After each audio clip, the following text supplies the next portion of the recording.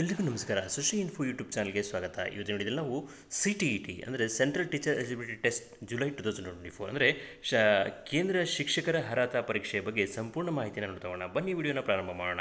ನಮಗೆಲ್ಲ ಗೊತ್ತಿದೆ ಇವಾಗ ನಾವು ಶಿಕ್ಷಕರಾಗಬೇಕಂದ್ರೆ CTET ಅಥವಾ TET ಪಾಸ್ ಆಗಲೇಬೇಕು ಅಂತೇಳಿ. ಅದು ಜುಲೈ 2024 ಕೇಂದ್ರ ಸರ್ಕಾರದಿಂದ ವರ್ಷಕ್ಕೆ 2 ಸಾರಿ ಈ ಪರೀಕ್ಷೆ ನಡೆಯುತ್ತೆ. ಅದರಲ್ಲಿ ಜುಲೈ ಸೆಷನ್ನ ಪರೀಕ್ಷೆಯ ಸಂಪೂರ್ಣ ಮಾಹಿತಿ ಈ ವಿಡಿಯೋದಲ್ಲಿದೆ. ಬನ್ನಿ ವಿಡಿಯೋನ ಪ್ರಾರಂಭ ಮಾಡೋಣ. ವಿಡಿಯೋ ಪ್ರಾರಂಭ ಮಾಡೋದಕ್ಕಿಂತ ಮುಂಚೆ ಇದೇ ಮೊದಲನೇ ಬಾರಿಗೆ ನಮ್ಮ ಚಾನಲ್ಗೆ ಭೇಟಿ ನೀಡಿದರೆ ತಪ್ಪದೇ ಸಬ್ಸ್ಕ್ರೈಬ್ ಮಾಡಿ ಅಂತ ಕೇಳ್ಕೊಳ್ತಾ ವಿಡಿಯೋನ ಪ್ರಾರಂಭ ಮಾಡೋಣ. ಡ್ಯೂರೇಷನ್ ಆಫ್ ಆನ್ಲೈನ್ ಅಪ್ಲಿಕೇಶನ್ ಅಂತಲ್ಲಿ ಕೊಟ್ಟಿದ್ದಾರೆ 7/3/2024 2/4/2024 ಅಂದರೆ ಅಪ್ಲಿಕೇಶನ್ ಹಾಕೋದಕ್ಕೆ ಪ್ರಾರಂಭವಾದ ದಿನಾಂಕ 7/3/2024, ಅದೇ ಥರ ಕೊನೆಯ ದಿನಾಂಕ 2/4/2024 ಆಗಿರುತ್ತೆ. Okay, last date of submission fee ಅಂತೇಳಿ ಕೊಟ್ಟಿದ್ದಾರೆ 2/4/2024. ಡೇಟ್ ಆಫ್ ಎಕ್ಸಾಮಿನೇಷನ್ ಕೊಟ್ಟಿದ್ದಾರೆ ಜುಲೈ 7, 2024ಗೆ ಎಕ್ಸಾಮಿನೇಷನ್ ಇರುತ್ತೆ. ಓಕೆ, ಏನೇನು ಮಾಹಿತಿ ಇದೆ ನೋಡ್ತಾ ಹೋಗೋಣ. ಎಕ್ಸಾಮ್ ಯಾರು ನಡೆಸೋದು ಕೊಟ್ಟಿದ್ದಾರೆ central board of secondary education, ಡೆಲ್ಲಿಯಿಂದ ಎಕ್ಸಾಮ್ ನಡೆಯುತ್ತೆ. ಅದರ ಡೀಟೇಲ್ಸ್ನ ನೋಡ್ತಾ ಹೋಗೋಣ. ಇಲ್ಲಿ ಸೆಂಟ್ರಲ್ ಟೀಚರ್ ಎಲಿಜಿಬಿಲಿಟಿ ಟೆಸ್ಟ್ ಅಂತೇಳಿ date of examination July 7, 2024 exam ನಡೆಯುತ್ತೆ ಅಂತೇಳಿ. ಓಕೆ, ಇನ್ಫಾರ್ಮೇಷನ್ ಬುಲೆಟಿನ್ ಕೊಟ್ಟಿದ್ದಾರೆ. ಆ ಇನ್ಫಾರ್ಮೇಷನ್ ಬುಲೆಟಿನ ಸಂಪೂರ್ಣವಾಗಿ ನೋಡಿಕೊಂಡು ಅಪ್ಲಿಕೇಶನ್ ಹಾಕಬಹುದಾಗುತ್ತೆ. ಅಪ್ಲಿಕೇಶನ್ ಹಾಕೋದಕ್ಕಿಂತ ಮುಂಚೆ ಈ ಬುಲೆಟಿನ ಸಂಪೂರ್ಣವಾಗಿ ನೋಡ್ಕೊಂಡು ಅಂದರೆ ಈ ನೋಟಿಫಿಕೇಷನ್ ಕಾಪಿಯನ್ನು ಸಂಪೂರ್ಣವಾಗಿ ನೋಡಿಕೊಂಡು ಅಪ್ಲಿಕೇಶನ್ ಹಾಕೋದು ಒಳ್ಳೆಯದಾಗುತ್ತೆ. ಯಾಕಂದರೆ ಏನಾದರೂ ಪ್ರಾಬ್ಲಮ್ ಆದರೆ ನಾವು ಈ ನೋಟಿಫಿಕೇಷನ್ ನೋಡ್ಕೊಂಡು ಅದು ಒಳ್ಳೆಯದಾಗುತ್ತೆ. Okay, candidate can apply CTET July 2024 online through CTET website https://ctet.nic.in ಅಂತೇಳಿ. ಯಾವಾಗಿಂದ ಅಂತೇಳಿ 7/3/2024 2/4/2024 ಅಂತೇಳಿ. ಅಂದರೆ CTET ವೆಬ್ಸೈಟ್ಗೆ ಭೇಟಿ ನೀಡಿ. ವೆಬ್ಸೈಟ್ ಅಡ್ರೆಸ್ನ ಕೊಟ್ಟಿದ್ದಾರೆ https://ctet.nic.in. ಈ ವೆಬ್ಸೈಟ್ಗೆ ಭೇಟಿ ನೀಡಿ ನೀವು ಅಪ್ಲಿಕೇಶನ್ ಹಾಕ್ಬೋದು 2/4/2024 ಒಳಗಾಗಿ, ಅಂದರೆ ಏಪ್ರಿಲ್ 2 ಒಳಗೆ ಅಪ್ಲಿಕೇಶನ್ನ ಹಾಕಬೇಕಾಗುತ್ತೆ.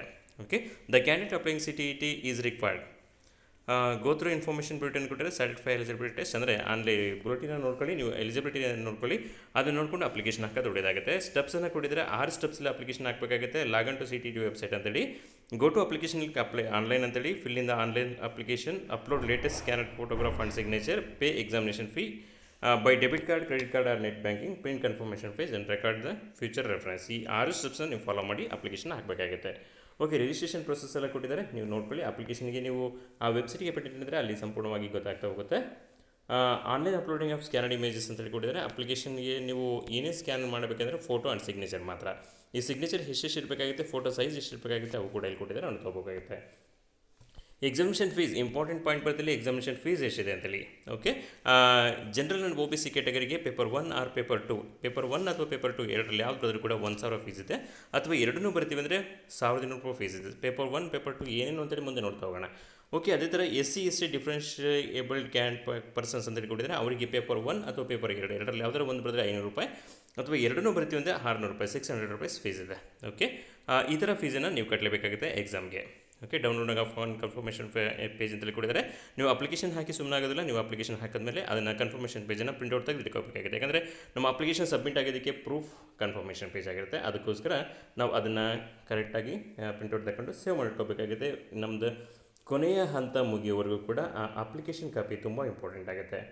ಓಕೆ, ಈ ಥರ ಎಲ್ಲ ಮಾಹಿತಿ ಇಲ್ಲಿದೆ ನೋಡಿ. CTET July 2024 ಅಂತೇಳಿ ಕೊಟ್ಟಿದ್ದಾರೆ. ದ ಅಡ್ರೆಸ್ ಆಫ್ ಕರೆಸ್ಪಾಂಡೆನ್ಸ್ ಅಂದರೆ ಏನಾದರೂ ಪ್ರಾಬ್ಲಮ್ ಇದ್ದರೆ ನೀವು ರೈಟಿಂಗಲ್ಲಿ ಬರಿಬೋದು. ಈ ಅಡ್ರೆಸ್ಸನ್ನು ಕೊಟ್ಟಿದ್ದಾರೆ, ಆ ಅಡ್ರೆಸ್ಸನ್ನು ನೋಡ್ಕೊಳ್ಳಿ. ಈ ಥರ ಸಂಪೂರ್ಣ ಮಾಹಿತಿ ಇದೆ. ನಮಗೆ ಇಂಪಾರ್ಟೆಂಟ್ ಏನು ಬೇಕೋ ಅದನ್ನು ನೋಡ್ತಾ ಹೋಗೋಣ. ಇಲ್ಲಿ ಕಂಟೆಂಟ್ಸ್ ಅಂತ ಕೊಟ್ಟಿದ್ದಾರೆ. ಇಲ್ಲಿ ಈ ಬುಲೆಟಿನಲ್ಲಿ ಏನೇನಿದೆ ಆ ಕಂಟೆಂಟ್ಸನ್ನು ಪೇಜನ್ನು ಕೊಟ್ಟಿದ್ದಾರೆ.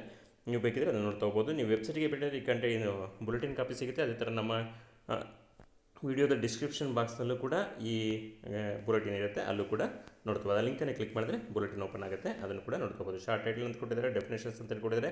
ಇವೆಲ್ಲವೂ ಕೂಡ ಒಂದು ಸರಿ ನೋಡ್ಕೊಳ್ಳಿ, ಯಾಕಂದರೆ ಇವು ತುಂಬ ಇಂಪಾರ್ಟೆಂಟ್ ಆಗುತ್ತೆ. ಓಕೆ, ಡೇಟ್ ಆಫ್ ಎಕ್ಸಾಮಿನೇಷನ್ ಕೊಟ್ಟಿದ್ದಾರೆ. ನಾವು ಪ್ರಾರಂಭದಲ್ಲೇ ಹೇಳಿದ್ವಿ 7/7/2024 ಜುಲೈ 7ಕ್ಕೆ 2024 ಎಕ್ಸಾಮ್ ನಡೆಯುತ್ತೆ. ಪೇಪರ್ 2ಗೆ ಟೈಮ್ ಕೊಟ್ಟಿದ್ದಾರೆ 9:30 AM to 12 noon ಅಂತೇಳಿ, 2.5 hours ಅಂತೇಳಿ. ಅದೇ ಥರ ಪೇಪರ್ 1ಗೆ 2 PM to 4:30 PM, 2ರಿಂದ 4:30 ಮಧ್ಯಾಹ್ನ 230 hours ಪೇಪರ್ಸ್ ಆಗುತ್ತೆ. ಓಕೆ, 2 hours 30 minutes ಪೇಪರ್ನ ಎಕ್ಸಾಮ್ ನಡೆಯುತ್ತೆ. Mode of submission of online application ಕೊಟ್ಟಿದ್ದಾರೆ. ಆನ್ಲೈನಲ್ಲಿ ಮಾತ್ರ ಅಪ್ಲಿಕೇಶನ್ ಹಾಕಬೇಕಾಗುತ್ತೆ, ಆಫ್ಲೈನ್ ಅಪ್ಲಿಕೇಶನ್ನ ಅವರು ಸ್ವೀಕರಿಸಲ್ಲ, ಅದು ಕೂಡ ನೆನಪಿರಲಿ. ನಾವು ರೈಟಿಂಗಲ್ಲಿ ಬರ್ದು ಕೊಡ್ತೀವಿ, ಯಾವ ಕೂಡ ಇವಾಗ ನಡೆಯಲ್ಲ. ನೀವು ಆನ್ಲೈನ್ ಅಪ್ಲಿಕೇಶನ್ ಹಾಕಬೇಕಾಗುತ್ತೆ. ಎಲಿಜಿಬಿಲಿಟಿ ಅಂದರೆ ಈ ಎಕ್ಸಾಮ್ ಬರೆಯೋಕ್ಕೆ ಏನು ಎಲಿಜಿಬಿಲಿಟಿ ಇರಬೇಕಾಗುತ್ತೆ ನೋಡ್ತಾ ಹೋಗೋಣ. The minimum qualification for appearing CTET are the notified by NCTE, the candidate are advised to visit the website NCTE nct.gov.in to ascertain their eligibility ಅಂತೇಳಿ ಆ ವೆಬ್ಸೈಟ್ಗೆ ಬಿಟ್ಟಿದ್ರೆ ಎಲಿಜಿಬಿಲಿಟಿ ಗೊತ್ತಾಗುತ್ತೆ. ಅದ್ರ ಜೊತೆಲಿ ಮಿನಿಮಮ್ ಎಲಿಜಿಬಿಲಿಟಿ ಕ್ವಾಲಿಫಿಕೇಷನ್ ಅಂತ ಕೊಟ್ಟಿದ್ದಾರೆ, ಅದನ್ನು ಕೂಡ ನೋಡ್ಕೋಬೋದು. National council for teacher education determination of minimum qualification persons to be required to education teachers of and physical education teachers in primary school, upper primary, secondary, senior secondary, intermediate school, colleges regulations are amended and notified from time to time. Okay, ಇದಕ್ಕೆ ಕ್ವಾಲಿಫಿಕೇಷನ್ನ ನೀವು ಡೀಟೇಲಾಗಿ ನೋಡ್ತಾ ಹೋಗಬೇಕಾಗುತ್ತೆ. ನಾವು ಒಂದು qualification ಬಗ್ಗೆ ನೋಡ್ತಾ ಹೋಗೋದಾದರೆ ಸಾಮಾನ್ಯವಾಗಿ ಅಲ್ಲಿ ಇರೋವಂಥದ್ದನ್ನು ನಾವು ನೋಡಿ ಹೇಳ್ತಾ ಇದ್ದೀವಿ. ಅಲ್ಲಿ ಏನು ಕ್ವಾಲಿಫಿಕೇಷನ್ ಅಂದರೆ ಬಿ ಎಡ್ ಕಂಪ್ಲೀಟ್ ಆಗಿರಬೇಕಾಗುತ್ತೆ. ಅಂದರೆ ಬಿ ಎಡ್ ಆಗಿರೋರು CTET ಬರೆಯೋದಕ್ಕೆ ಎಲಿಜಿಬಲ್ ಆಗಿರುತ್ತೆ. ಅದೇ ಥರ ಪೇಪರ್ 1 or 2 ಅಂತೇಳಿ ಕೊಟ್ಟಿದ್ದಾರೆ. ನೀವು DED ಅನ್ನೋ ಒಂದು ಕೋರ್ಸ್ ಇತ್ತು ಅಥವಾ TCH ಅಂತ ಒಂದು ಕೋರ್ಸ್ ಇತ್ತು. ಆ ಕೋರ್ಸನ್ನು ಹಾಗೆ ನೀವು ಡಿಗ್ರಿ ಪಾಸ್ ಆಗಿದರೆ 2 ಪೇಪರ್ನ ಬರಿಬೋದು. ನೀವು ಕೇವಲ ಇನ್ನು DED ಅಥವಾ TCH ಪಾಸ್ ಮಾಡಿದರೆ ಪೇಪರ್ 1 ಮಾತ್ರ ಬರಿಬೋದಾಗುತ್ತೆ. ಬಿ ಎಡ್ ಆಗಿದ್ದರೆ 2 ಪೇಪರ್ನ ಬರಿಬೋದು. DED ಜೊತೆಗೆ ಪೇಪರ್ 1 DED ಜೊತೆಗೆ ಡಿಗ್ರಿ ಪಾಸ್ ಆಗಿದರೆ ಪೇಪರ್ 1 ಮತ್ತು ಪೇಪರ್ 2 ಎರಡೂ ಕೂಡ ಬರಿತಾ ಹೋಗ್ಬೋದು. ಈ ಥರ ಸಂಪೂರ್ಣ ಮಾಹಿತಿ ಇಲ್ಲಿದೆ. ಅದೇ ಥರ ಇಲ್ಲಿ ಕೊಟ್ಟಿದ್ದಾರೆ ಪೇಪರ್ 1 ಯಾರಿಗೆ ಅಂದರೆ ಪೇಪರ್ 1ಅಲ್ಲಿ ನೀವು ಎಲಿಜಿಬಲ್ ಆದರೆ 1 to 5ಗೆ ಪಾಠ ಮಾಡೋದಕ್ಕೆ ನೀವು ಟೀಚರ್ ಆಗೋದಕ್ಕೆ ಎಲಿಜಿಬಲ್ ಆಗ್ತೀರಾ. ಇದರಲ್ಲಿ ಏನೇನು ಇರುತ್ತೆ ಅಂತ ನೋಡ್ತಾ ಹೋದರೆ ಚೈಲ್ಡ್ ಡೆವಲಪ್ಮೆಂಟ್ ಪೆಡಾಗಗಿ ಇರುತ್ತೆ 30 questions 30 marks, mathematics 30 multiple choice questions 30 marks, environmental studies 30 multiple choice questions 30 marks, language first compulsory 30 multiple choice questions 30 marks, language compulsory 30 multiple choice 30 questions, total 150 multiple choice questions 150 marks, 150 multiple choice questions ಇರುತ್ತೆ, 150 marks ಇರುತ್ತೆ. Multiple choice questions ಅಂದರೆ ಗೊತ್ತಾಗುತ್ತೆ, ಒಂದು ಪ್ರಶ್ನೆ ಇರುತ್ತೆ, 4 ಉತ್ತರಗಳಿರ್ತವೆ. ಆ 4 ಉತ್ತರದಲ್ಲಿ ಒಂದು ಉತ್ತರನ ಆಯ್ಕೆ ಮಾಡಬೇಕಾಗುತ್ತೆ. ಒಂದು ಪ್ರಶ್ನೆಗೆ 1 ಮಾರ್ಕ್ಸ್ ಇರುತ್ತೆ. ಟೈಮ್ ಗೊತ್ತಿದೆ ನಿಮಗೆ 2 ಗಂಟೆ 30 ನಿಮಿಷ. ಓಕೆ, ಮೇಲ್ಗಡೆನೇ ಕೊಟ್ಬಿಟ್ಟಿದ್ದಾರೆ. Nature and standard of questions ಅಂತ ಕೊಟ್ಟಿದ್ದಾರೆ. ಆ nature and standard of questions ಬಗ್ಗೆ ನೀವು ಡೀಟೇಲ್ ಆಗಿ ಇಲ್ಲಿ ನೋಡ್ಕೊಳ್ತಾ ಹೋಗಬೇಕಾಗುತ್ತೆ. ಅದು ಸಂಪೂರ್ಣ ಮಾಹಿತಿ ಇಲ್ಲಿದೆ, ಅದನ್ನು ಕೂಡ ನೋಡ್ತಾ ಹೋಗಿ. ನೀವು ಅಪ್ಲಿಕೇಶನ್ ಹಾಕಿದ್ಮೇಲೆ ಇವೆಲ್ಲವೂ ಕೂಡ ನೋಡ್ತಾ ಹೋಗಬೇಕಾಗುತ್ತೆ. ಅಪ್ಲಿಕೇಶನ್ ಹಾಕೋದಕ್ಕಿಂತ ಮುಂಚೆ ಒಂದ್ಸರಿ ನೋಡಿ, ಅದಾದ ನಂತರದಲ್ಲಿ ನಿಮ್ಮ ಸಿಲೆಬಸ್ಸು ಎಕ್ಸಾಮ್ ಹೇಗಿರುತ್ತೆ ಅವೆಲ್ಲವೂ ಕೂಡ ನೋಡ್ಕೊಂಡ್ರೆ ಮಾತ್ರ ಎಲಿಜಿಬಿಲಿಟಿ ಆಗುತ್ತೆ. ಅಂದರೆ ಈ ಪೇಪರ್ನ ಪಾಸ್ ಮಾಡೋದಕ್ಕೆ ಮಾತ್ರ ಸಾಧ್ಯ ಆಗುತ್ತೆ. ಓಕೆ, ಇಲ್ಲಿ ಪೇಪರ್ 2 ಬಗ್ಗೆ ಮಾಹಿತಿ ಕೊಟ್ಟಿದ್ದಾರೆ. ಪೇಪರ್ 2 ಪಾಸ್ ಆದರೆ ನೀವು ಕ್ಲಾಸಸ್ 6 to 8 ಅಂತೇಳಿ, ಅಂದರೆ ನೀವು ಪೇಪರ್ 2ಅಲ್ಲಿ ಎಲಿಜಿಬಲ್ ಆದರೆ ನೀವು 6ರಿಂದ 8ನೇ ತರಗತಿಗೆ ಪಾಠ ಮಾಡೋದಕ್ಕೆ ಅರ್ಹತೆಯನ್ನು ಪಡಿತೀರಾ. ಪೇಪರ್ 1 ಪಾಸ್ ಆದರೆ 1ರಿಂದ 5ನೇ ತರಗತಿವರೆಗೆ ಪಾಠ ಮಾಡೋದಕ್ಕೆ ಶಿಕ್ಷಕರಾಗೋದಕ್ಕೆ ಅರ್ಹತೆ ಪಡಿತೀರಾ. ಅದೇ ಥರ ಪೇಪರ್ 2 ಪಾಸ್ ಆದರೆ 6ನೇ ತರಗತಿಯಿಂದ 8ನೇ ತರಗತಿ ಪಾಠ ಮಾಡೋದಕ್ಕೆ ಶಿಕ್ಷಕರಾಗೋದಕ್ಕೆ ನೀವು ಅರ್ಹತೆಯನ್ನು ಪಡಿತೀರಾ. ನಿಮಗೆ ಗೊತ್ತಿದೆ ಪೇಪರ್ 1 ಮತ್ತು ಪೇಪರ್ 2 ಎರಡೂ ಬರೆಯೋದಕ್ಕೆ ಅವಕಾಶ ಇರುತ್ತೆ. ಎರಡೂ ಬರೆದ್ರೆ ನೀವು ಎರಡಕ್ಕೂ ಪಾಠ ಮಾಡೋದಕ್ಕೆ ಶಿಕ್ಷಕರಾಗೋದಕ್ಕೆ ಅರ್ಹತೆಯನ್ನು ಪಡ್ಕೊಳ್ತೀರಾ. ಇಲ್ಲಿ ಪೇಪರ್ 2ಅಲ್ಲಿ ಏನಿರುತ್ತೆ, ಚೈಲ್ಡ್ ಡೆವಲಪ್ಮೆಂಟ್ ಪೆಡಾಗಗಿ ಕಂಪಲ್ಸರಿ ಪೇಪರ್ ಇರುತ್ತೆ, 30 ಕ್ವಶನ್ಸ್ 30 ಮಾರ್ಕ್ಸ್. ಅದೇ ಥರ ಮ್ಯಾಥಮೆಟಿಕ್ಸ್ ಆ್ಯಂಡ್ ಸೈನ್ಸ್ ಅಂತೇಳಿ 60 questions 60 marks for mathematics and science teacher. ಅಂದರೆ BSc ಪಾಸ್ ಮಾಡಿ ಪೇಪರ್ 2ನ ಬರೀತಾರಲ್ಲ ಅವರಿಗೆ ಮ್ಯಾಥಮೆಟಿಕ್ಸ್ ಆ್ಯಂಡ್ ಸೈನ್ಸ್ ಇರುತ್ತೆ, ಅದು 60 ಕ್ವಶನ್ಸ್ 60 ಮಾರ್ಕ್ಸ್ ಇರುತ್ತೆ. Social studies social science BA ಪಾಸಾಗಿ ನೀವು ಈ ಟೀಚರ್ಸ್ ಎಲಿಜಿಬಿಲಿಟಿ ಟೆಸ್ಟಿಗೆ ಅಟೆಂಡ್ ಆಗ್ತಿದ್ದೀರ ಅಂದರೆ ಇವರಿಗೆ 60 ಮಾರ್ಕ್ಸ್ನ 60 ಮಾರ್ಕ್ಸ್ ಇರುತ್ತೆ, 60 ಕ್ವಶನ್ಸ್ ಇರುತ್ತೆ ಮಲ್ಟಿಪಲ್ ಚಾಯ್ಸ್. ಅದೇ ಥರ ಲ್ಯಾಂಗ್ವೇಜ್ 1 ಕಂಪಲ್ಸರಿ, ಲ್ಯಾಂಗ್ವೇಜ್ 2 ಕಂಪಲ್ಸರಿ. ಅಂದರೆ BA ಅಥವಾ BSc ಯಾವ ಪೇಪರ್ ಯಾವುದಾದ್ರು ಪಾಸ್ ಮಾಡಿರಲಿ ಡಿಗ್ರಿ, ಅವರು ಲ್ಯಾಂಗ್ವೇಜ್ 1 ಕಂಪಲ್ಸರಿಯಾಗಿ ಅಟೆಂಡ್ ಮಾಡಲೇಬೇಕಾಗುತ್ತೆ, ಲ್ಯಾಂಗ್ವೇಜ್ 2 ಕಂಪಲ್ಸರಿ ಅಟೆಂಡ್ ಮಾಡಲೇಬೇಕಾಗುತ್ತೆ. ಲ್ಯಾಂಗ್ವೇಜ್ ಯಾವ್ದು ಬೇಕಾದ್ರೂ ಕೂಡ ಆಯ್ಕೆ ಮಾಡ್ಕೋಬೋದಾಗುತ್ತೆ. ಲ್ಯಾಂಗ್ವೇಜ್ ಆಯ್ಕೆ ಮಾಡ್ಕೊಳ್ಳೋದಕ್ಕೆ ಅವಕಾಶ ಕೊಡಿರುತ್ತೆ. ಯಾವ್ಯಾವ ಲ್ಯಾಂಗ್ವೇಜ್ ಇರುತ್ತೆ ಅಂತಲೂ ಕೂಡ ಇದೇ ನೋಟಿಫಿಕೇಷನಲ್ಲಿದೆ, ಅದನ್ನು ಕೂಡ ನೋಡ್ತಾ ಹೋಗೋದಾಗುತ್ತೆ. Nature and standard of questions ಇರುತ್ತೆ, ಅದನ್ನು ಕೂಡ ಇಲ್ಲಿ ನೋಡ್ತಾ ಹೋಗಿ. ಲ್ಯಾಂಗ್ವೇಜ್ 1 ಲ್ಯಾಂಗ್ವೇಜ್ 2 ಅಂತ ಹೇಳಿದ್ವಲ್ಲ, ಇಲ್ಲಿ ಲ್ಯಾಂಗ್ವೇಜಸನ್ನು ಕೊಟ್ಟಿದ್ದಾರೆ. ಇಂಗ್ಲೀಷ್, ಹಿಂದಿ, ಅಸ್ಸಾಮಿ, ಬೆಂಗಾಲಿ, ಗಾರೋ ಅಂತೇಳಿ ಕೊಟ್ಟಿದ್ದಾರೆ. ಗುಜರಾತಿ ಇದೆ, ಕನ್ನಡ, ಖಾಸಿ, ಮಲಯಾಳಂ, ಮಣಿಪುರಿ, ಮರಾಠಿ, ಮಿಜೋ, ನೇಪಾಳಿ, ಒಡಿಯಾ, ಪಂಜಾಬಿ, ಸಾಂಸ್ಕ್ರಿಟ್, ತಮಿಳ್, ತೆಲುಗು, ಟಿಬೆಟಿಯನ್, ಉರ್ದು. ಇಷ್ಟು ಲ್ಯಾಂಗ್ವೇಜಲ್ಲಿ ಯಾವುದಾದ್ರು 2 ಲ್ಯಾಂಗ್ವೇಜನ್ನು ನೀವು ಆಯ್ಕೆ ಮಾಡ್ಕೊಳ್ಳೇಬೇಕಾಗುತ್ತೆ. ಲ್ಯಾಂಗ್ವೇಜ್ ನೀವು ಆಯ್ಕೆ ಮಾಡ್ಕೊಳ್ಳಿದ್ರೆ ಟೆಸ್ಟ್ ಬರೆಯೋಕ್ಕೆ ಅವಕಾಶ ಇರಲ್ಲ. ಲ್ಯಾಂಗ್ವೇಜ್ ಆಫ್ ಕ್ವಶನ್ ಪೇಪರನ್ನು ಕೊಟ್ಟಿದ್ದಾರೆ. Main question paper shall be by language, ಅಂದರೆ 2 ಲ್ಯಾಂಗ್ವೇಜಲ್ಲಿ ಇರುತ್ತೆ, ಅದು ಹಿಂದಿ ಆ್ಯಂಡ್ ಇಂಗ್ಲೀಷಲ್ಲಿ 2 ಲ್ಯಾಂಗ್ವೇಜಲ್ಲಿ ಕೂಡ ಎಕ್ಸಾಮ್ ಇರುತ್ತೆ. Qualifying marks and award of CTET certificate ಕೊಟ್ಟಿದ್ದಾರೆ. ಇಲ್ಲಿ CTET ಅದರ CBSE ರೂಲ್ಸ್ ಪ್ರಕಾರ 60% ಮಾರ್ಕ್ಸ್ ತೆಗಿಲೇಬೇಕಾಗುತ್ತೆ ಎಲಿಜಿಬಲ್ ಆಗೋದಕ್ಕೆ. ಅಥವಾ ಇಲ್ಲಿ ಕಂಟಿನ್ಯೂ ಮಾಡಿದ್ದಾರೆ, ಅವರು ಸ್ಕೂಲ್ ಮ್ಯಾನೇಜ್ಮೆಂಟ್ ಅವರು ಅಥವಾ ಸ್ಟೇಟ್ ಗೌರ್ಮೆಂಟ್ ಡಿಸೈಡ್ ಮಾಡಿದರೆ ಅದರ ರಿಯಾಯಿತಿನ ಕೊಡ್ತಾ ಹೋಗೋದಾಗುತ್ತೆ. ಅವ್ರ ಕ್ಯಾಟಗರಿ ವೈಸ್ ರಿಯಾಯಿತಿನ ಕೂಡ ಕೊಡ್ತಾರೆ ಅಂತೇಳಿ. ಅಂದರೆ SC ST OBC ಅವರಿಗೆ ಕೆಲವೊಂದು ಪರ್ಸೆಂಟೇಜಲ್ಲಿ ರಿಯಾಯಿತಿ ಇರುತ್ತೆ, ಅದನ್ನು ನೋಡ್ತಾ ಹೋಗೋದಾಗುತ್ತೆ. ಓಕೆ, ಅಪ್ಲಿಕೇಬಿಲಿಟಿ ಅಂತ ಕೊಟ್ಟಿದ್ದಾರೆ. ಈ ಎಕ್ಸಾಮ್ ಪಾಸ್ ಆದರೆ ನೀವು ಯಾವುದಕ್ಕೆ ಅಪ್ಲಿಕೇಶನ್ ಹಾಕೋದಕ್ಕೆ ಎಲಿಜಿಬಲ್ ಆಗ್ತದೆ ಅಂದರೆ KVS ಅಂತ ಕೊಟ್ಟಿದ್ದಾರೆ, ಕೇಂದ್ರೀಯ ವಿದ್ಯಾಶಾಲೆಗಳು, NVS ನವೋದಯ ವಿದ್ಯಾಶಾಲೆಗಳು, ಸೆಂಟ್ರಲ್ ಟಿಬೆಟಿಯನ್ ಸ್ಕೂಲ್ಗೆ ಎಲಿಜಿಬಲ್ ಇರ್ತೀರಾ, etcetera. And school under the administrative control UTs Chandigarh, Dadra, Nagar Haveli, Daman and Diu, Andaman Nicobar, island, Lakshadweep ಅಂದರೆ NCT ಆಫ್ ಡೆಲ್ಲಿ ಅಂತೇಳಿ ಇದಕ್ಕೆ ಅಪ್ಲಿಕೇಶನ್ ಹಾಕೋದಕ್ಕೆ ಟೀಚರ್ ಆಗೋದಕ್ಕೆ ಎಲಿಜಿಬಲ್ ಇರ್ತಾರೆ. CTET may also apply unaided private schools who may access options of considering the CTET. So unaided ಸ್ಕೂಲ್ಗಳು ಕೂಡ ಇದನ್ನು consider ಮಾಡೋದಕ್ಕೆ ಸಾಧ್ಯತೆ ಇದೆ. ಎಲ್ಲ ಸ್ಟೇಟ್ ಗೌರ್ಮೆಂಟವರು ಕೂಡ ಇದನ್ನು ಕನ್ಸಿಡರ್ ಮಾಡಬೇಕಾಗುತ್ತೆ. ನಾವು ಈಗ ಗೊತ್ತಿದೆ ಟೀಚರ್ ಆಗಬೇಕು ಅಂದರೆ TET ಪಾಸ್ ಆಗಲೇಬೇಕು. ಅದು ಸೆಂಟ್ರಲ್ CTET ಆಗಿರ್ಬೋದು ಅಥವಾ KRTET ಬೇಕಾದ್ರೂ ಆಗ್ಬೋದು. ಅಂದರೆ ಸ್ಟೇಟ್ ಲೆವೆಲ್ TETಗಳನ್ನು ಕೂಡ ಮಾಡ್ತಾರೆ. ಅದನ್ನು ಕೂಡ ಇದರಲ್ಲಿ ಯಾವುದರೂ ಕೂಡ ಎಲಿಜಿಬಲ್ ಆಗಬೇಕಾಗುತ್ತೆ. Validity period of CTET certificate ಅಂದರೆ CTET ಪಾಸ್ ಆಗ್ತೀರಾ, ಈ ಸರ್ಟಿಫಿಕೇಟ್ ಎಷ್ಟು ದಿವಸ ವ್ಯಾಲಿಡಿಟಿ ಇರುತ್ತೆ ಅಂದರೆ ಲೈಫ್ ಟೈಮ್ ಅಂತಲೇ ಕೊಟ್ಟಿದ್ದಾರೆ. The validity period of CTET qualification certificate for appointment will be for life time for all categories. ಎಲ್ಲ ಕ್ಯಾಟಗರಿಗೂ ಕೂಡ ಲೈಫ್ ಟೈಮ್ ಎಲಿಜಿಬಿಲಿಟಿ ಇರುತ್ತೆ. ಒಂದು ಸರಿ ಪಾಸ್ ಆದರೆ ಸಾಕು, ಇದು ಎಲಿಜಿಬಲ್ ಅಂದರೆ ಲೈಫ್ ಟೈಮ್ ಏನು ಎಲಿಜಿಬಿಲಿಟಿ ಇರುತ್ತೆ. ಆದರೆ ಇನ್ನೊಂದು ವಿಷಯ ಅಂದರೆ ಇದರಲ್ಲಿ ತೆಗೆದಿದ್ದಂತಹ ಮಾರ್ಕ್ಸನ್ನು, ಇದರಲ್ಲಿ ತೆಗೆಯುವಂಥ ಮಾರ್ಕ್ಸನ್ನು ನಿಮ್ಮ ಕಾಂಪಿಟೇಟಿವ್ ಎಕ್ಸಾಮ್ ಅಂದರೆ ಟೀಚರ್ ಆಗೋದಕ್ಕೆ ಅಪ್ಲಿಕೇಶನ್ ಹಾಕ್ತಿರೋ ಕಾಂಪಿಟೇಟಿವ್ ಎಕ್ಸಾಮಿಗೆ ಅಲ್ಲೂ ಕೂಡ ಈ ಮಾರ್ಕ್ಸ್ ಕನ್ಸಿಡರ್ ಆಗುತ್ತೆ. ಹೆಚ್ಚು ಮಾರ್ಕ್ಸ್ ಅನ್ನೋದು ನೀವು ಕ್ವಾಲಿಫೈ ಆಗೋದು ಕೂಡ ಒಳ್ಳೆಯದಾಗುತ್ತೆ. ಎಕ್ಸಾಮಿನೇಷನ್ ಸೆಂಟರ್ ಅಂತ ಕೊಟ್ಟಿದ್ದಾರೆ. ಆ ಎಕ್ಸಾಮಿನೇಷನ್ ಸೆಂಟರ್ಸನ್ನು ಅಪೆಂಡಿಕ್ಸ್ 3 ಕೊಟ್ಟಿದ್ದಾರೆ, ಅಲ್ಲಿ ಕೂಡ ನೋಡ್ತಾ ಹೋಗೋದು. ಅಪೆಂಡಿಕ್ಸ್ 3 ನಾವು ಮುಂದೆ ನೋಡ್ತಾ ಹೋಗೋಣ, ಅಲ್ಲಿ ಎಕ್ಸಾಮ್ ಸೆಂಟರ್ ಬಗ್ಗೆ ಗೊತ್ತಾಗ್ತಾ. ಓಕೆ, ಈ ಅಡ್ಮಿಟ್ ಕಾರ್ಡ್ ಅಂತೇಳಿ ಕೊಟ್ಟಿದ್ದಾರೆ. ಅಡ್ಮಿಟ್ ಕಾರ್ಡ್ನ ಯಾವಾಗ ಡೌನ್ಲೋಡ್ ಮಾಡ್ಕೋಬೋದು ಅಂತ ಹೇಳಿದ್ರೆ, the candidate shall report the examination centre 7:30 AM for paper 2 and 12 PM for paper 1 ಅಂತೇಳಿ ಕೊಟ್ಟಿದ್ದಾರೆ. 120 minutes ಬಿಫೋರ್ ಅಂತೇಳಿ, ಅಂದರೆ ಎಕ್ಸಾಮ್ ನಡೀತಲ್ಲ 7ನೇ ತಾರೀಕು, ಆ ಎಕ್ಸಾಮಿಗೆ ನೀವು ಪೇಪರ್ 2 ಬರಿತೀವಿ ಅಂದರೆ 7:15 ಮುಂಚೆ ಎಕ್ಸಾಮ್ ಸೆಂಟ್ರಲ್ಲಿ ಇರಬೇಕಾಗುತ್ತೆ. ಅದೇ ಥರ ಪೇಪರ್ 1 ಬರಿತೀವಿ ಅಂದರೆ 12 ಗಂಟೆಗೆ ಎಕ್ಸಾಮ್ ಸೆಂಟ್ರಲ್ಲಿ ಇರಲೇಬೇಕಾಗುತ್ತೆ. ಓಕೆ, ಈ ಥರ ಇಲ್ಲಿ ಕೊಡ್ತಿದ್ದಾರೆ. ಪ್ರೊಸೀಜರ್ ಆಫ್ ಕಂಡಕ್ಟಿಂಗ್ ಎಕ್ಸಾಮಿನೇಷನ್ ಅಂತ ಕೊಟ್ಟಿದ್ದಾರೆ. ಇಲ್ಲಿ ಎಕ್ಸಾಮ್ ಫೀಸನ್ನು ಮತ್ತೆ ರಿಪೀಟ್ ಆಗ್ತಾ ಇದೆ, ಇಲ್ಲಿ ಕೂಡ ನೋಡ್ತಾ ಹೋಗುತ್ತೆ. ವೆರಿಫಿಕೇಷನ್ ಆಫ್ ಎಲಿಜಿಬಿಲಿಟಿ ಇವೆಲ್ಲವೂ ಕೂಡ ಕೊಡ್ತಾ ಇದ್ದಾರೆ, ಇಲ್ಲಿ ನೋಡ್ತಾ ಹೋಗೋದು. ಇಲ್ಲಿ ಇನ್ನೊಂದು ಪಾಯಿಂಟ್ ಇದೆ, ಇಲ್ಲಿ ರೀಚೆಕ್ ಆ್ಯಂಡ್ ಅನ್ಚೆಕಿಂಗ್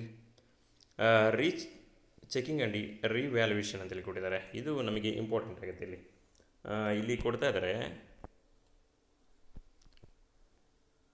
ರೀಚೆಕಿಂಗ್ ಆ್ಯಂಡ್ ರಿವ್ಯಾಲ್ಯೂಯೇಷನ್ ಅಂತೇಳಿ. ಇವನ್ನ ನಾವು ಒಂದ್ಸರಿ ನೋಡ್ತಾ ಹೋಗಬೇಕಾಗತ್ತೆ. ಇಲ್ಲಿ ನೋಡ್ತಾ ಹೋಗಿ ರೀಚೆಕಿಂಗ್ ಆ್ಯಂಡ್ ರಿವ್ಯಾಲ್ಯೂಯೇಷನ್ ಅಂತ ಕೊಟ್ಟಿದ್ದಾರೆ.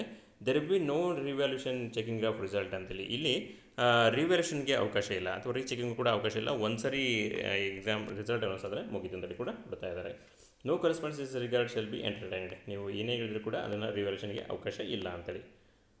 ಓಕೆ, ಈ ಥರ ಇಲ್ಲಿ ಸಂಪೂರ್ಣ ಮಾಹಿತಿಯನ್ನು ಕೊಟ್ಟಿದ್ದಾರೆ. ಸರ್ಟಿಫಿಕೇಷನ್ ಆ್ಯಂಡ್ ಮಾರ್ಕ್ ಶೀಟ್ ಅಂತ ಕೊಟ್ಟಿದ್ದಾರೆ.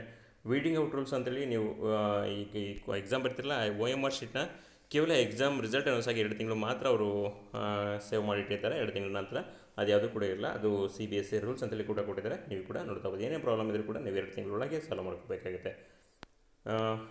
ಓಕೆ, ಲೀಗಲ್ ಜ್ಯೂರಿಸ್ಡಿಕ್ಷನ್ ಅಂತೇಳಿ ಕೊಟ್ಟಿದೆ, ಅದನ್ನು ಕೂಡ ನೋಡ್ತಾ ಹೋಗಿ. ಸ್ಟ್ರಕ್ಚರ್ ಸಿಲೆಬಸ್ ಅಂತಿದೆ, ಅದನ್ನು ಕೂಡ ನೋಡ್ತಾ ಹೋಗಿ. ನಮ್ಮ ಮುಂದಿನ ವಿಡಿಯೋದಲ್ಲಿ ಇದರ ಸಂಪೂರ್ಣವಾಗಿ ಡಿಸ್ಕಸ್ ಮಾಡ್ತಾ ಹೋಗೋಣ. ಓಕೆ, ಸಿಲೆಬಸ್ ಏನಿದೆ ಅಂತೇಳಿ. ಇದರಲ್ಲಿ ನಾವು ಅಪ್ಲಿಕೇಶನ್ ಹಾಕೋದಕ್ಕೆ ಮಾತ್ರ ಏನೇನು ರೂಲ್ಸ್ ಅಂತೇಳಿ ಕೂಡ ನೋಡ್ತಾ ಹೋಗೋಣ. ಇಲ್ಲಿ ನಾವು ಸಿಲೆಬಸ್ನ ನೆಕ್ಸ್ಟ್ ವಿಡಿಯೋದಲ್ಲಿ ನೋಡ್ತಾ ಹೋಗೋಣ. ನಿಮಗೆ ಇವಾಗಲೇ ಬೇಕಂದರೆ ಆ ಬುಲೆಟಿನ್ಗೆ ಭೇಟಿ ನೀಡಿದರೆ ಆ ಬುಲೆಟಿನ್ ಸಂಪೂರ್ಣ ಮಾಹಿತಿ ಇದೆ. ನೀವು ಇದನ್ನು ಒಂದು ಪ್ರಿಂಟೌಟ್ ತೆಗೆದಿಟ್ಕೊಂಡು ಅಂತ ಒಳ್ಳೆಯದು. ಯಾಕೆಂದರೆ ನಾವು ಎಕ್ಸಾಮಿಗೆ ಓದಬೇಕಾದ್ರೆ ಹೇಗೆ ಓದೋದಾಗಲ್ಲ, ಒಂದು ಸಿಸ್ಟಮ್ಯಾಟಿಕ್ ಸ್ಟಡಿ ಮಾಡಬೇಕಾಗುತ್ತೆ. ಆ ಸಿಸ್ಟಮ್ಯಾಟಿಕ್ ಸ್ಟಡಿ ಮಾಡಬೇಕಾದ್ರೆ ನಮಗೆ syllabus, examination pattern, question paper pattern ಎಲ್ಲದೂ ಕೂಡ ಇಂಪಾರ್ಟೆಂಟ್ ಆಗುತ್ತೆ. ಅದಕ್ಕೋಸ್ಕರ ನಾವು ಈ ಸಿಲೆಬಸ್ ಕಾಪಿನ ಸಂಪೂರ್ಣವಾಗಿ ನೋಡ್ತಾ ಹೋಗೋದಾಗುತ್ತೆ. ನೆಕ್ಸ್ಟ್ ವಿಡಿಯೋದಲ್ಲಿ ನಾವು ಆ ಸಿಲೆಬಸ್ ಏನೇನಿದೆ, ಅದು ಹೇಗೆ ಅಂತ ಎಲ್ಲದೂ ಕೂಡ ನೋಡ್ತಾ ಹೋಗೋದಾಗುತ್ತೆ. ಇದಕ್ಕೆ ಸಂಬಂಧಪಟ್ಟಂಥ ವಿಡಿಯೋಗೂ ಕೂಡ ಸಾಕಷ್ಟು ಇರ್ತವೆ, ಅದನ್ನು ಕೂಡ ನೀವು ಅಬ್ಸರ್ವ್ ಮಾಡ್ತಾ ಹೋಗಬೇಕಾಗುತ್ತೆ. ಯಾಕಂದರೆ ಸಿಲೆಬಸ್ ತುಂಬ ಇಂಪಾರ್ಟೆಂಟ್ ಆಗುತ್ತೆ ನಮಗೆ ಎಕ್ಸಾಮಿನೇಷನ್ಗೆ ಪ್ರಿಪೇರ್ ಆಗೋದಕ್ಕೆ. ಓಕೆ, ಅಪೆಂಡಿಕ್ಸ್ 2 ಇದೆ ಇಲ್ಲಿಗ. Procedure to be following during the conduct of CTET ಅಂದರೆ CTET ಅಪ್ಲಿಕೇಶನ್ ಎಕ್ಸಾಮ್ಗೆ ನೀವು ಏನೇನು ರೂಲ್ಸನ್ನು ಫಾಲೋ ಮಾಡಬೇಕು ಅವೆಲ್ಲವೂ ಕೂಡ ಕೊಟ್ಟಿದ್ದಾರೆ. ಈ ಬುಲೆಟಿನ್ ಅಂದರೆ ಸಂಪೂರ್ಣವಾದ ಮಾಹಿತಿ ಇರುತ್ತೆ. ಈ ಬುಲೆಟಿನ್ನ ಸಂಪೂರ್ಣವಾಗಿ ಓದ್ಕೊಳ್ಳೋದು ಒಳ್ಳೆಯದಾಗುತ್ತೆ. ಓದ್ಕೊಂಡು ನೀವು ಎಕ್ಸಾಮ್ಗೆ ಅಟೆಂಡ್ ಆಗೋದು ಒಳ್ಳೆಯದಾಗುತ್ತೆ. ಇಲ್ಲಿ ಅನ್ಫೈರ್ಡ್ ಮೈಂಡ್ಸ್ ಅಂತೇಳಿ ಕೊಟ್ಟಿದ್ದಾರೆ, ಇದನ್ನು ಕೂಡ ನೋಡ್ತಾ ಹೋಗಿ. ಇದು ಕೂಡ ಇಂಪಾರ್ಟೆಂಟ್ ಆಗುತ್ತೆ. Instruction use of booklet and OMR sheet ಅಂತೇಳಿ. OMR ಶೀಟನ್ನು ಬುಕ್ಲೆಟ್ನ ಹೇಗೆ ಯೂಸ್ ಮಾಡಬೇಕು ಅದು ಕೂಡ ಕೊಟ್ಟಿದ್ದಾರೆ. ನಾವು ಎಕ್ಸಾಮ್ಗೆ ಹೋಗೋದಕ್ಕಿಂತ ಮುಂಚೆ ಇವೆಲ್ಲವೂ ಕೂಡ ಒಂದು ಸರಿ ನೋಡ್ಕೊಂಡು ಹೋಗೋದು ಒಳ್ಳೆಯದಾಗುತ್ತೆ. ಓಕೆ, ಒಂದು ಸರಿ ಇವನ್ನೆಲ್ಲವನ್ನು ಕೂಡ ಅಬ್ಸರ್ವ್ ಮಾಡ್ಕೊಂಡು ಹೋಗೋದು ಒಳ್ಳೆಯದಾಗುತ್ತೆ. ನಮಗೆ ಇಲ್ಲಿ ಬೇಕಾಗಿರೋದು ನೆಕ್ಸ್ಟಿಗೆ ಎಕ್ಸಾಮ್ ಸೆಂಟರ್ ಯಾವುದಿದೆ ಅಂತೇಳಿ. Exam centre state and city ಅಂತೇಳಿ ಕೊಟ್ಟಿದ್ದಾರೆ. ಎಲ್ಲ ಸ್ಟೇಟಲ್ಲೂ ಕೂಡ ಎಕ್ಸಾಮ್ ಸೆಂಟರ್ ಇದೆ.